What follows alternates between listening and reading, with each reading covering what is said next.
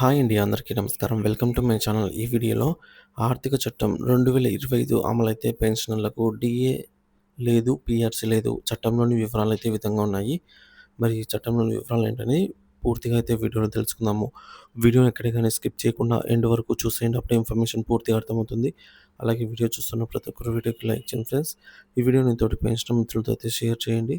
కొత్తగా మన ఛానల్ చూస్తున్నవారు ఇంకా ఎవరైనా సబ్స్క్రైబ్ చేసుకున్నట్లయితే వెంటనే మన ఛానల్‌ని సబ్స్క్రైబ్ చేసుకోండి. దీని ద్వారా నేను చేసే లేటెస్ట్ వీడియోస్ అన్నీ మీ వరకు రీచ్ అవుతాయి. ఇక ఆలస్యం చేయకుండా వివరాల్లోకైతే వెళ్ళిపోదాము. ఫ్రెండ్స్, ఇక విషయానికొచ్చినట్లయితే పదవీ విరమణ చేసిన ప్రభుత్వ ఉద్యోగుల ఆర్థిక భద్రతకు సంబంధించి కేంద్ర ప్రభుత్వం ఒక చారిత్రాత్మక మరియు వివాదాస్పద నిర్ణయం తీసుకుంది. లోక్మత్ నివేదిక ప్రకారం భారత పార్లమెంటు ఇటీవల ఆర్థిక చట్టం 2025ను ఆమోదించింది. కొత్త చట్టం పదవీ విరమణ చేసిన ప్రభుత్వ ఉద్యోగులు పెన్షన్లు పొందుతున్న కొన్ని కీలకమైన ఆర్థిక ప్రయోజనాలను శాశ్వతంగా నిలిపివేస్తూ ఇది దేశవ్యాప్తంగా ఉన్న లక్షలాది మంది పెన్షనర్ల జీవితాలపై సుదూర ప్రభావాలను చూపనుంది. కొత్త కొత్త చట్టంలోని కీలక మార్పులు. కొత్తగా ఆమోదించినటువంటి ఆర్థిక చట్టం 2025 ప్రకారం పదవీ విరమణ చేసిన ప్రభుత్వ ఉద్యోగులకు ఇకపై ఈ క్రింది ప్రయోజనాలు వర్తించవు. మొదటిది కరువు భత్యం, డీఏ పెంపుదల రద్దు. ద్రవ్యోల్బణం కారణంగా పెరుగుతున్న ధరలకు అనుగుణంగా పెన్షనర్ల కొనుగోలు శక్తి తగ్గకుండా ఉండేందుకు ప్రభుత్వం కాలానుగుణంగా డీఏను పెంచుతుంది.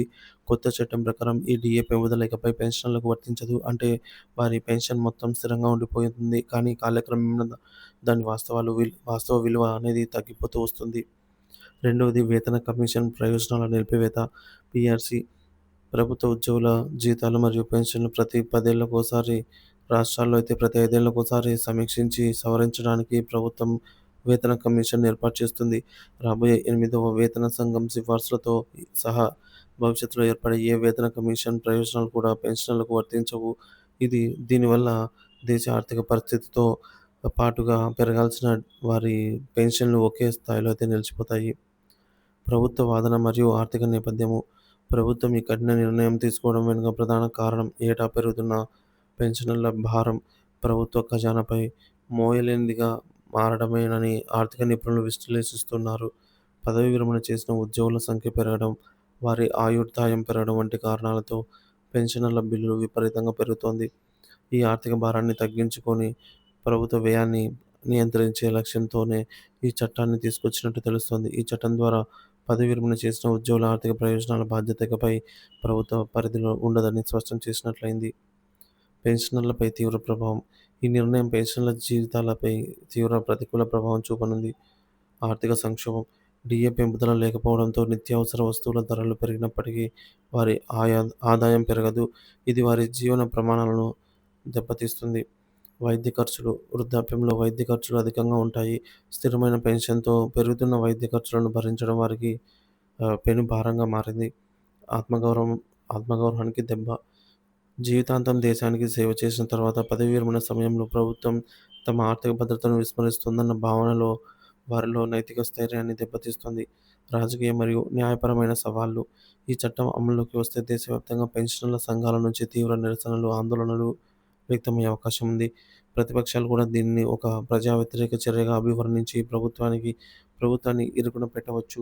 అంతేకాదు, పెన్షన్ అనేది ఉద్యోగి హక్కు అని దానిని ఏకపక్షంగా మార్చడం రాజ్యాంగ విరుద్ధమని కొందరు న్యాయ నిపుణులు వాదిస్తున్నారు.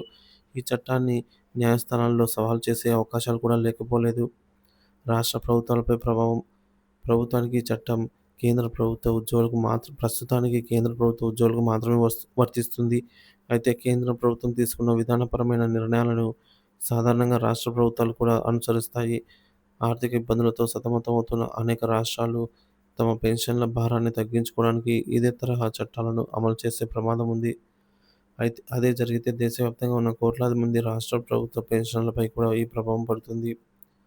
ఆర్థిక చట్టం 2025 ప్రభుత్వ ఉద్యోగులు మరియు ప్రభుత్వానికి మధ్య ఉన్న సామాజిక ఒప్పందాన్ని పునర్నిర్మించే ఒక కీలకమైన అడుగు.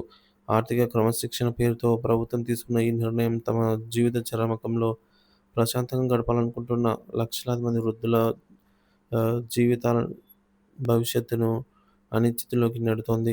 ఈ చట్టం యొక్క అమలు, దాని పర్యవసానాలు రాబోయే రోజుల్లో దేశ రాజకీయ మరియు సామాజిక రంగాల్లో తీవ్ర చర్చకు దారితీయడం ఖాయం. ముఖ్య అంశాలు. లక్షలాది మంది ప్రభుత్వ పదవీ విరమణ ఉద్యోగులపై ప్రభావం చూపేలాగా కేంద్ర ప్రభుత్వం కీలక నిర్ణయం ఆర్థిక చట్టం 2025 ఆమోదం. ఇకపై పెన్షనర్లకు కరువు భత్యం, డీఏ పెంపుదల వర్తించదు. భవిష్యత్తులో రాబోయే 8వ వేతన సంఘంతో సహా ఏ వేతన కమిషన్ ప్రయోజనాలు అందవు. పెరుగుతున్న పెన్షన్ల భారాన్ని తగ్గించుకునేందుకే ప్రభుత్వ ప్రభుత్వ ఈ చర్య అని నిపుణుల విశ్లేషణ. ఈ నిర్ణయంపై పెన్షనర్ల సంఘాల నుండి తీవ్ర వ్యతిరేకత ఎదురయ్యే అవకాశం అయితే ఉంది.